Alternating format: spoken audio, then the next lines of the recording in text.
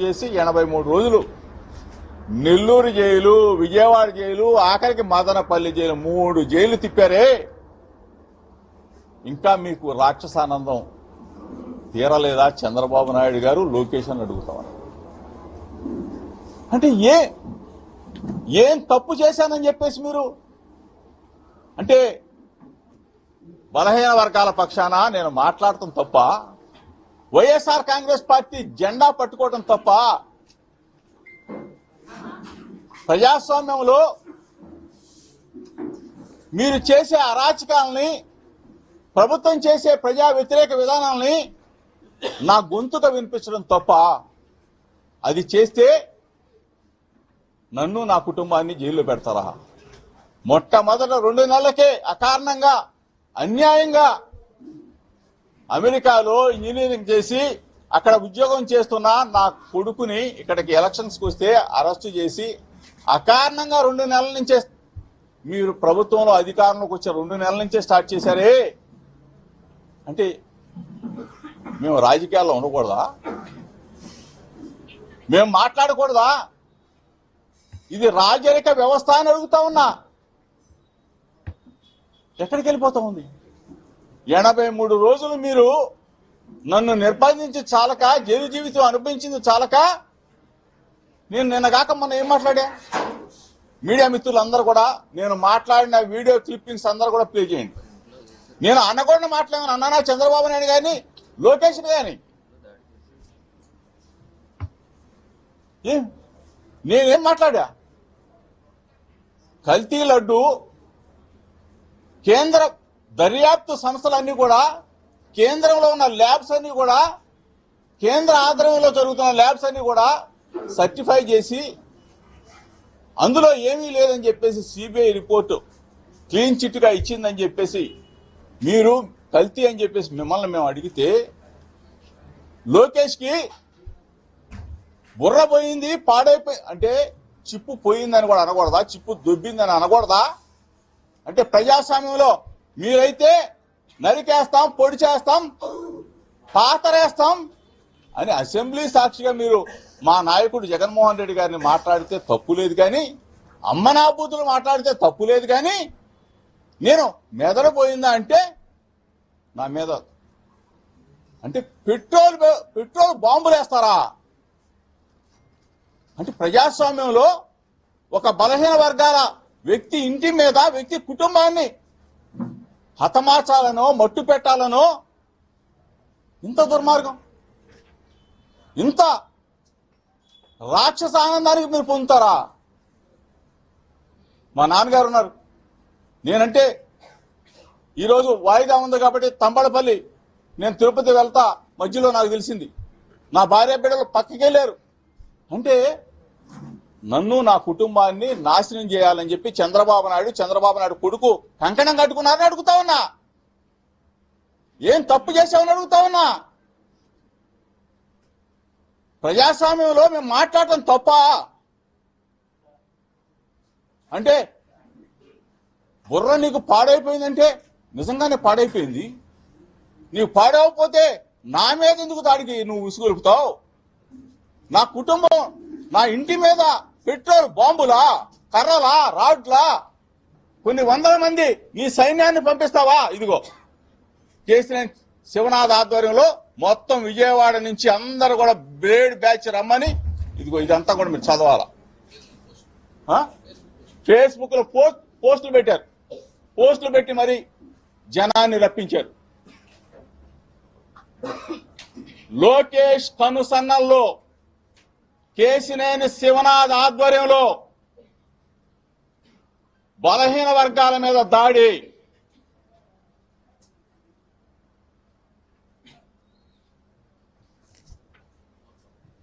ఇదిగో వాట్సాప్. ఈ కాన్స్టిట్యున్సీ నుంచి జోగి రమేష్ మీద దాడి చేస్తున్నాం రమ్మని చెప్పేసి ముందుగానే పక్కా ప్రణాళికతో దాడి.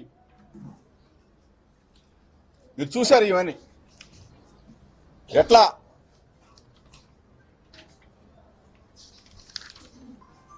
ఏ విధంగా బాటిల్స్ ఇసుతా ఉన్నారో, పెట్రోల్ బాంబులు వేస్తా ఉన్నారో, ఈ సన్నివేశాలన్నీ కూడా మీరు చూడాలా. ఇదిగో విజయవాడ లీడర్ ఏం లీడర్ గారంట, మరేమో ఆశా గారంట, ఏం ఆధ్వర్యం వహించింది మరి విజయవాడ పనిచేసంటారా? ఈ అక్క చెల్లెళ్ళు వీళ్ళని కూడా తెచ్చేసారు పాపం అందరినీ. లేడ్ బ్యాచీలు అందరూ పిక్ పాకెటర్లు, ఒకడు కాదు ఇతరు కాదు, ఇతని నేతృత్వంలో వచ్చారు వీళ్ళంతా. మీకు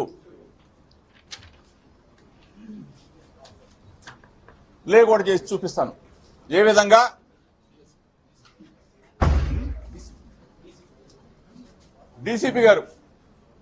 డీసీపీ గున్నం రామకృష్ణ గారు, సిఐ గారు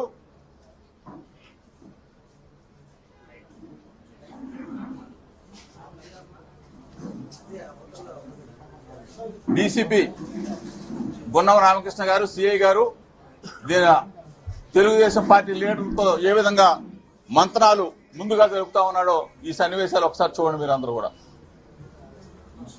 ఇన్సిడెంట్ కి ముందు, దాడికి ముందు ప్లాన్ ఏ విధంగా చేస్తా ఉన్నారో అంటే పోలీస్ అధికారులు, తెలుగుదేశం పార్టీ నాయకులు అందరూ కూడా కలిసి ఏ విధంగా లోకేష్ సారథ్యంలో కుట్ర జరిగిందో ఒకసారి మీరు అందరూ కూడా చూడాలా.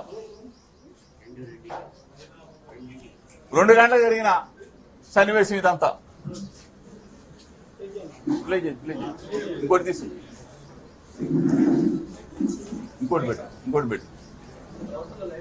ఇదిగో చూడండి పెట్రోల్ బాంబులు, ఇదిగో చూడండి అతను పెట్రోల్ సీసా మళ్ళీ పెట్టు. అదిగో పెట్రోల్ సీసా చూడండి, పెట్రోల్ సీసాలు చూడండి అంటే తీసుకొస్తున్నారు. మీరు చూడండి, మీడియా మిత్రులందరూ చూడాలి. ఇదిగోండి పోలీస్ చూడండి, అంటే ఎస్కార్ట్ ఇస్తున్నారు వీళ్ళు, వాళ్ళకి ఎస్కార్ట్.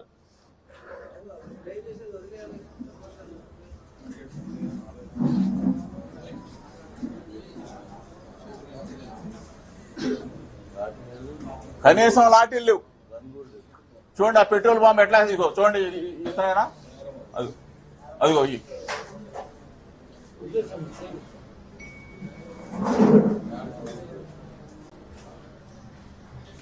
పెట్రోల్ బాంబులు వేసింది చెప్పారు, పెట్రోల్ బాంబు వేసింది చెప్పి.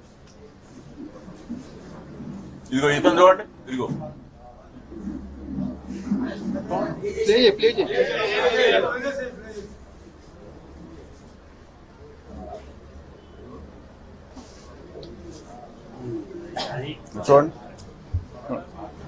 చూడండి ఇంత దుర్మార్గం చూడండి. మీ ద్వారా రాష్ట్ర ప్రజలందరూ కూడా చూడాలా. దయచేసి రాష్ట్ర ప్రజలందరూ కూడా ఈ వికృత చేష్టల్ని, ఈ క్రూరత్వాన్ని, పోలీసు వ్యవస్థను చూడండి కాళ్ళ కింద వేసి తొక్కుతా ఉన్నారు.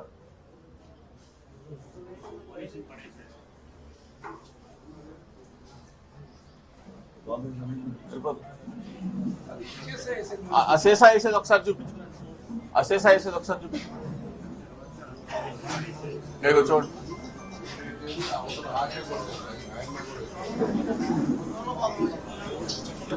ఇదిగో చప్పట్లు కొడుతున్నారు చూడండి, ఇక్కడ ఇదిగో చప్పట్లు కొడుతున్నారు, ఆనందం చూడండి.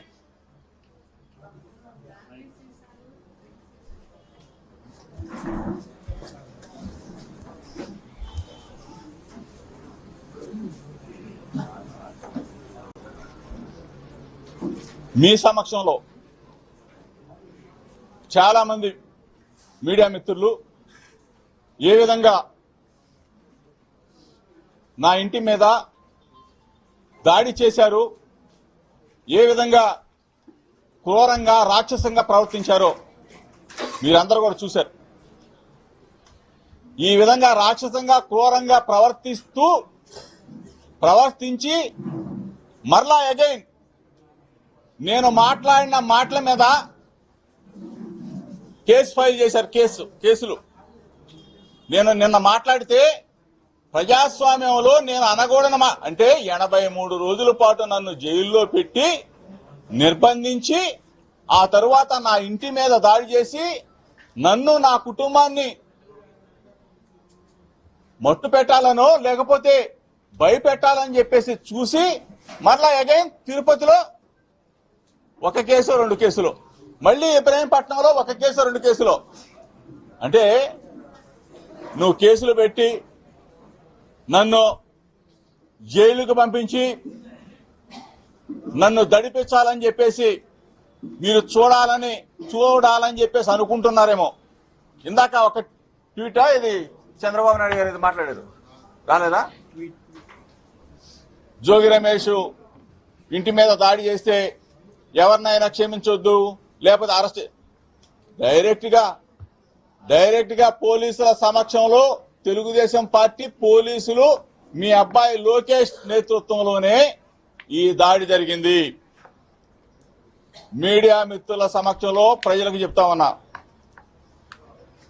రేపు నా మీద ఎటువంటి ఇబ్బంది జరిగినా, నా మీద ఎటువంటి దాడి జరిగినా, లేకపోతే నన్ను ఏ విధమైన చిత్రహింసలకు గురి చేయాలని చూసినా ఒకటే చెప్తా ఉన్నా,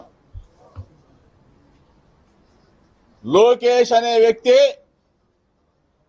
నా మీద దాడి చేయాలన్నా, నన్ను మట్టు పెట్టాలన్నా, నా ఇంటిని దహనం చేయాలన్నా దీని అంతటికీ కారణం కూడా లోకేషేనని చెప్పేసి మీడియా మిత్రుల సమక్షంలో చెప్తా ఉన్నా, ప్రజలకు చెప్తా ఉన్నా. అంటే ఇంత క్రూరత్వానికి ప్రజాస్వామ్యంలో ప్రజాస్వామ్యాన్ని పరిరక్షించాలని చెప్పే ముఖ్యమంత్రి స్థాయి వ్యక్తి కొడుకే ఈ విధంగా దిగజారితే, ఈ విధంగా రెడ్ బుక్ రాజ్యాంగం తీసి మట్టు పెట్టాలని చెప్పేసి మీరు చూస్తే ప్రజలు తిరగబడతారు. మరీ ముఖ్యంగా చెప్తా ఉన్నా, వైఎస్ఆర్ కాంగ్రెస్ పార్టీ శ్రేణులకి మీరు ఇబ్బంది పెట్టాలి, వైఎస్ఆర్ కాంగ్రెస్ పార్టీ గొంతుకని మీరు నొక్కివేయాలని చూస్తే మా నాయకుడు జగన్మోహన్ రెడ్డి గారి నేతృత్వంలో ప్రజాపక్షాన పోరాడతాం, వైఎస్ఆర్ కాంగ్రెస్ పార్టీ జెండాని రెపరెపలాడిస్తాం. ఈపాటికే సంవత్సరాల కాలంలోనే మీ ప్రభుత్వ అసమర్థత అంతా కూడా బయటపడిపోయింది. ఈరోజు ప్రజలు కోరుకునేది జగన్మోహన్ రెడ్డి గారి నాయకత్వం. మమ్మల్ని ఇబ్బంది పెట్టాలని మీరు చూస్తే ఏ కేసులకైనా సరే భయపడే ప్రసక్తి లేదు అని చెప్తా ఉన్నా. మీడియా మిత్రుల ద్వారా పోలీస్ అధికారులు కూడా చెప్తా ఉన్నా, ఇది న్యాయమా, ఇది ధర్మమా? మీకు భార్యా బిడ్డలు లేరా, పైన దేవుళ్ళు లేరా? అంటే నేను ఏం మాట్లాడానని చెప్పేసి నా మీద ఎఫ్ఐఆర్లు కడతారు, నేను ఏం మాట్లాడానని చెప్పేసి నన్ను అరెస్ట్ చేయాలని మరలా చూస్తారు. రెడీగా ఉన్నా, అయితే దానికైనా సరే సిద్ధంగా ఉన్నా. అంతేగాని అర్ధరైతులు వచ్చి తలుపులు కొట్టడాలో, లేకపోతే ఎక్కడో బయటికి వెళ్ళిన తర్వాత పట్టుకోవటాలు, ఇవన్నీ చేయాల్సిన అవసరం. అంతకుముందు కూడా చెప్పి అరెస్ట్ అయ్యే ముందు జోగి రమేష్ అనే వ్యక్తి ఎక్కడికి పారిపోడు, ఇక్కడే ఉంటాడు. నాకు వైఎస్ఆర్ సైన్యం ఉంది, మా జగనన్న తోడుంది, ప్రజల దీవెనలు ఉన్నాయి, బడుగు 15 వర్గాల రక్షణ ఉంది. చిన్నప్పటి నుంచి యువజన కాంగ్రెస్ నుంచి, స్టూడెంట్ ఆర్గనైజేషన్ నుంచి 1988 నుంచి రాజకీయాల్లో ఉన్నాం. మీరు భయపెట్టాలనో, మమ్మల్ని ఏదో ఇల్లు గాలి చేస్తే పారిపోతారనో, ఇట్లా రాక్షసానందం పొందొద్దు అని చెప్పేసి మీ అందరికి చెప్తూ అందరినీ కూడా గుర్తిస్తాం. ఎవరిని కూడా ఈరోజు జోగి రమేష్లు దగ్ధం చేసేసాంలే అని చెప్పేసి సంబరపడిపోతామని లోకేష్ దగ్గర మార్కులు కొట్టేద్దాం అనుకుంటున్నారేమో. ఎవరిని కూడా వదిలిపెట్టే ప్రసక్తి ఉండదు అని చెప్పేసి మీడియా మిత్రుల ద్వారా చెప్తా ఉన్నాం. ప్రజాస్వామ్యంలో మీకు ప్రజలే శిక్ష వేస్తారని చెప్తా ఉన్నాం. ఈరోజు చాలా మంది అసలు మాట్లాడింది ఏంటి, నేను నువ్వు చేసే సంస్కృతి ఏంటని అడుగుతా ఉన్నా.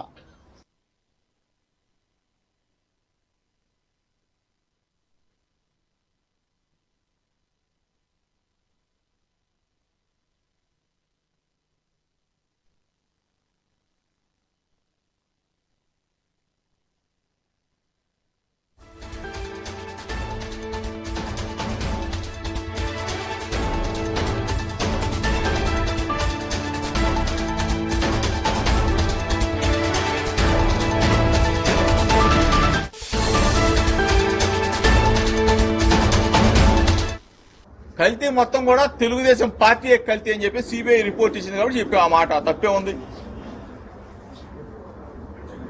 దయచేసి చెప్తా ఉన్నాం, పోలీసు అధికారులకు కూడా చెప్తా ఉన్నాం మరి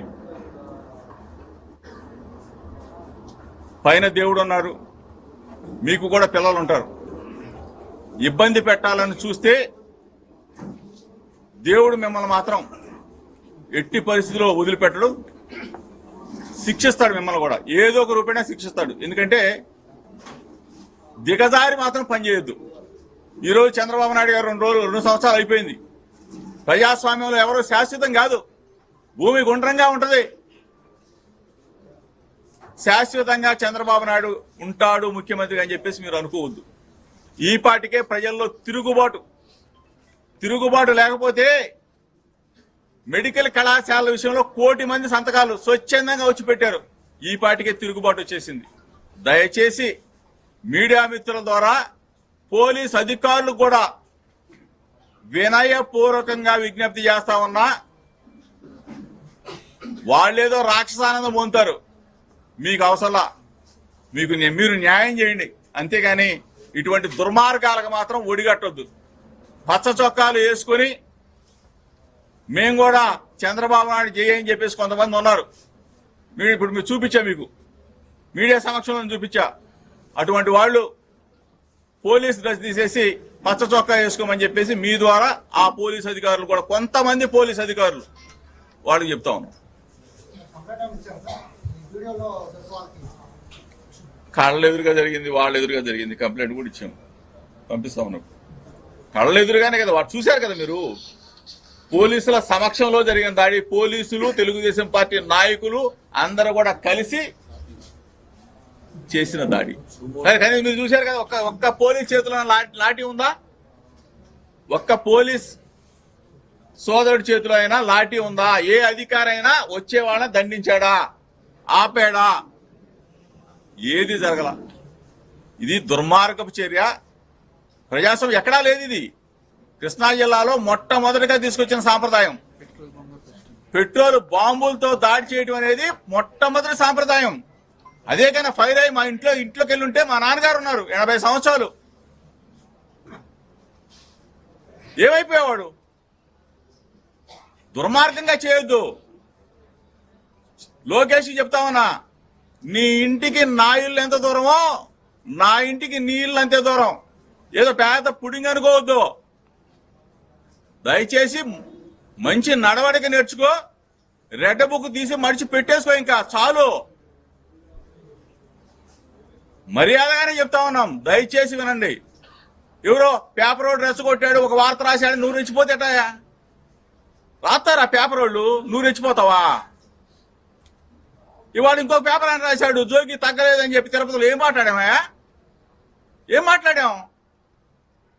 ఏం రాయగొండ మాటలు, అనగొండ మాటలు మాట్లాడాము ఏమన్నా? పేపర్ మిత్రులు కూడా చెప్తా ఉన్నా, 1-2 పేపర్లు ఎందుకు మీకు? ఎందుకు ఆనందం? దయచేసి రాక్షసానందం పొందబాకండి.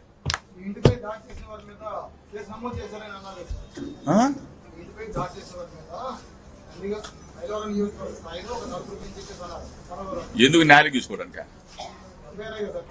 ఎఫ్ఐఆర్ 4 తీసుకోవడానికి ఏముందాడా? ఇప్పుడు మా వాళ్ళు ఇక్కడ ఉన్నవాడి మీద, లోపల ఉన్న మీద కేసులు పెట్టారు. మా ఇంటి మీద దాడి చేసింది పోయి మా ఇంటి దగ్గర ఇక్కడ మా లీడర్ల మీద కేసులు పెట్టారు. చంద్రబాబు నాయుడు గారు నిజంగా ఆ మాట మాట్లాడుంటే ఆయన గుండెల మీద చేసుకోమనండి. చంద్రబాబు నాయుడు గారి కన్నా నిజంగా అటువంటి ఆలోచన ఉంటే నన్ను అరెస్ట్ చేయించడు, 83 రోజులు జైల్లో పెట్టడు. ఎందుకంటే ఫేక్ కేసులు కదా, ఏ ఆధారం లేకుండా, ఎటువంటి ఇది లేకుండా నన్ను, నా తమ్ముడిని జైల్లో పెట్టారు 83 రోజులు. రాక్షస ఆనందం కదా ఇది.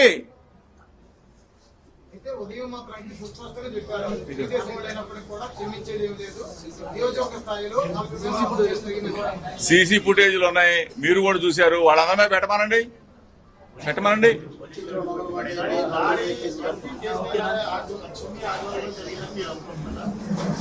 100కి 100 రూపాయలు చిన్ని ఆధ్వర్యం కాదు, చిన్ని ఆదేశాల మేరకు లోకేష్ కనుసన్నల్లో